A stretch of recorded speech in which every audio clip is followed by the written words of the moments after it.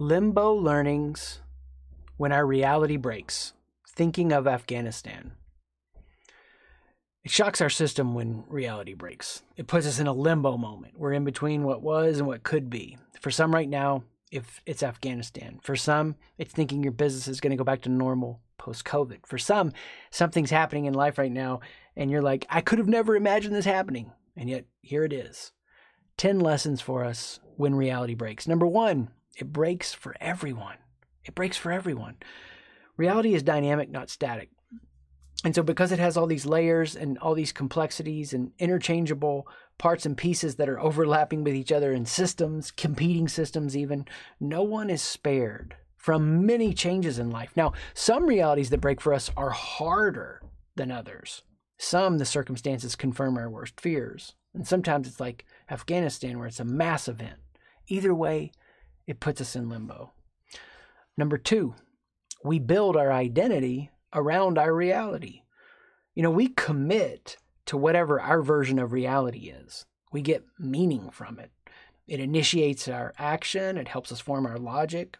Our intuition is shaped by touching the stove and our hand burning or what it feels like to get a safe hug. And so over time, our reality becomes particularized as we form specific feedback, whether it's feedback loops built on our beliefs and convictions, or it's the way our intuition continues to get honed. 20-year-olds that grew up in Afghanistan that weren't under the oppressive regime are the only long-term chance Afghanistan has, because they've been building a reality around building identity around a different reality. Number three, we break when our reality breaks. It hurts. It's sad. It's loss. Accepting that is hard. We can't believe it's happening to us. Our eyes seem to be playing tricks. And this is why people become delusional upon learning facts or hearing facts that confront their reality. See, sometimes it's easier to become delusional and force a reality that just isn't true. This is one of the most misunderstood things about psychotic thinking. Not that it's chaotic, it's forcing a false order to the chaos that overwhelmed whatever their view of reality was. Now, brain chemistry and genetics aside, it's easy for people, especially in leadership, to become delusional. This is what top-down leaders miss when they make grand plans like building a nation. And then the people of Afghanistan pay the price, and soldiers. It's actually possible to sacrifice your life for an illusion. People do it all the time. Number four, doubt follows the reality break. There will always be endless armchair quarterbacking, but for those who make and have made decisions to trust and bank their lives on a new reality, like the women that were trained in Afghanistan to be in the army, or like the employees of WeWork that were convinced their equity was going to be worth something, or a leader that made a decision that cost momentum.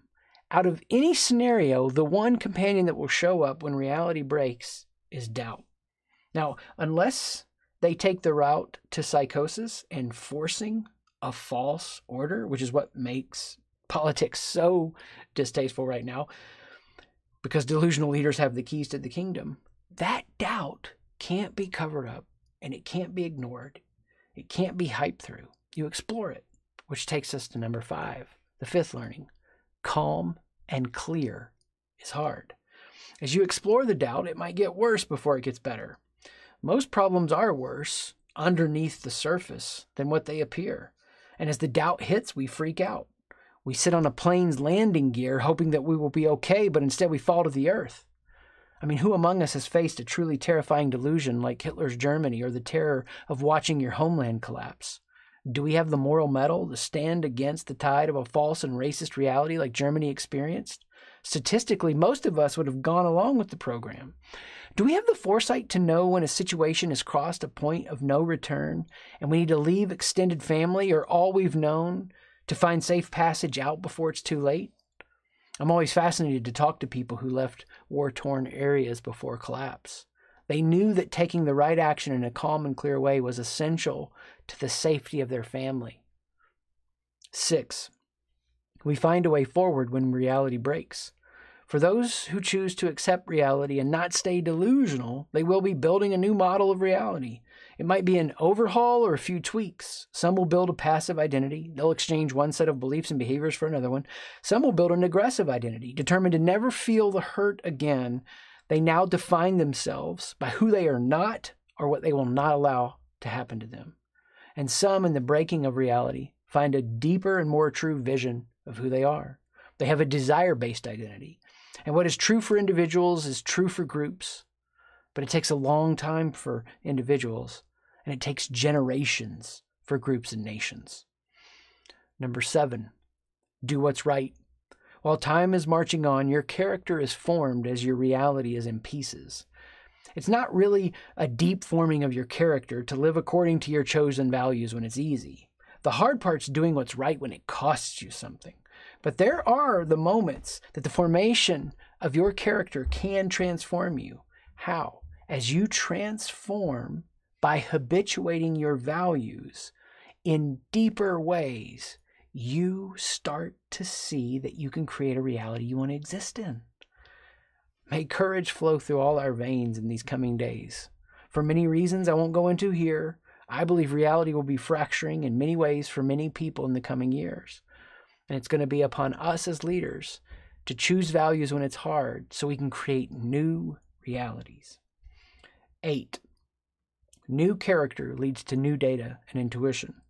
When your reality breaks, you now have to open your mind to new facts and new data. As you accept these new facts, you find yourself with new learnings. These new learnings upgrade your intuition so you can move faster and more effectively in the new terrain you find yourself to now exist in. Number 9, you can't take someone else with you if they don't want to go. You can't force your new learnings from your limbo on their limbo. They too have to go through their own process. Now you can help accelerate through your words and learnings. You can even go faster if you have a process that helps you make sense of what's going on and generates insight, i.e. sight shift. But you can't force anyone to change if they don't want to, even a nation. Number 10, reality will break again. After growing into an upgraded model of reality and developing a more richly formed intuition, there will be some cruising, but there's no cruising altitude that lasts forever. Changes occur, whether it's the changes that are thrust upon us or the ones we seek as we improve ourselves. We will find ourselves again having to accept some part of reality that's difficult. And we begin again and again and again.